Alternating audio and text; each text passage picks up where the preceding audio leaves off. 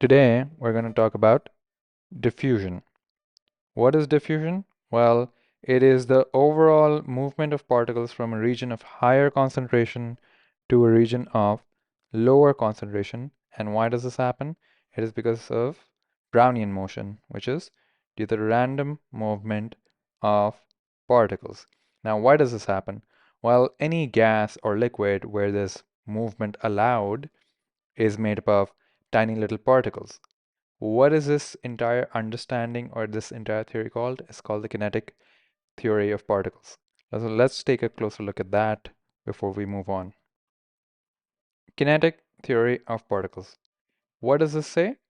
Well, one of the first thing it says is all matter is made up of tiny little moving particles invisible to the naked eye. Of course, different substances have this different types of particles. They could be atoms, molecules, ions, which have different sizes.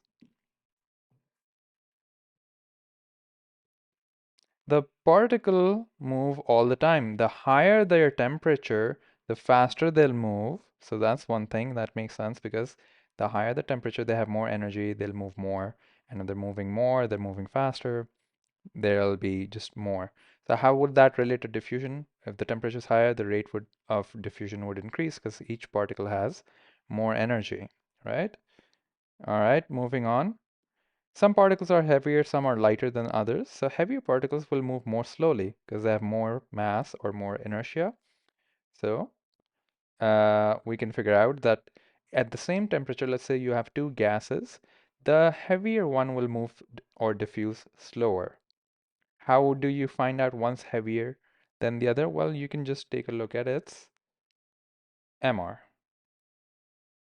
right? Let's move on. All right, quick summary of what we've learned. Temperature. Higher the temperature, diffusion will be higher because of particles have more energy. Now you need to be able to explain it as well. How would you explain it? Essentially that particles have more energy, they'll diffuse, they'll move more, they'll diffuse faster. Concentration. Well, the best way to explain it is if there's a difference in concentration between two regions, so the diffusion will be faster between two regions. Does that should make absolute sense. So if there's more difference, there more, let's go with intent for the particles to go to the other side. Saying intent for particles is absolutely wrong, but it's a good way of just looking at it without getting too nitty-gritty in the science. All right, particle size. Smaller particles will diffuse faster, or actually lighter particles will diffuse faster, right? So this is essentially it for diffusion quick revision. Let's see if we can do a case. Over here, we have cotton wool soaked in ammonia solution. What is it going to do? Well, it's going to give out or not liquid, gaseous ammonia. Ammonia will be given off from this. It's gaseous. Now, what does ammonia look like? It's a colorless gas, so you won't see anything given off from here. And from the other side, you'll have hydrochloric acid be given off.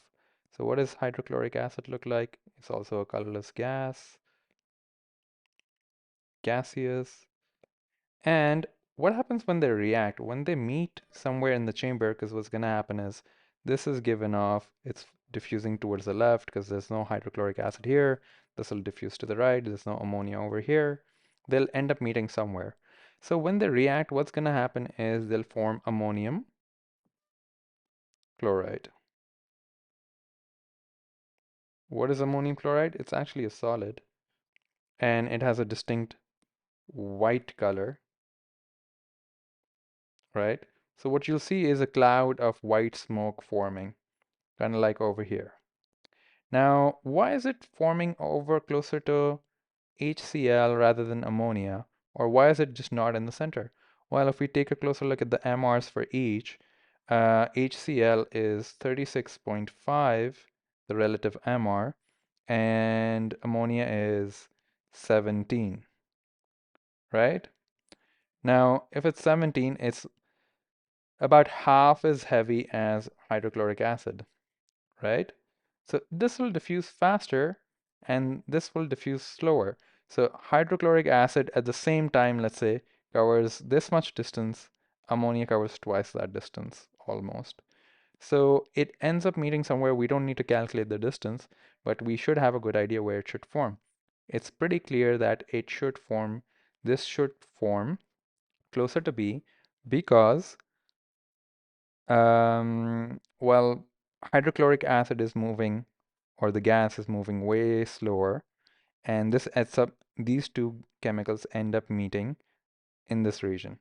So this cloud, this visible result where they meet is shown closer to B than to A. This is because, and this is a case where you're being proved that diffusion is working because heavier objects move slower than lighter objects. Ethyl amine C2H5NH2 and hydrogen chloride gas HCl react together to form a white solid, very similar to the same reaction we just saw. This is the name of the white solid. At which position in the tube would a ring of solid white ethylamine hydrochloric acid be formed? If they had used a easier chemical, this entire question would be probably half as long. Anyway, ethyl amine has an MR of 45 and hydrochloric is 36.5. So this is way heavier. So ethyl amine is over here, hydrochloric acid is here. This is going to move way slower. This is going to move way faster. Now, B is interesting because it's right in the center. So it would be B if they both had the same mass. Indeed, yes. If they were also diffusing at the same rate because they had the same mass. But this is slower because it's heavier. As it's diffusing, this is going to catch up and they'll meet somewhere on the left of B, not on the right. So C and D are easily out. Your best answer is now A, right? So easy question. Let's move on. Simple question about recollection. Which row shows correct statements about speed? Right? Effect of molecular mass. Well, higher the mass, higher the diffusion. That's wrong. Lower the molecular mass, the faster it diffuses.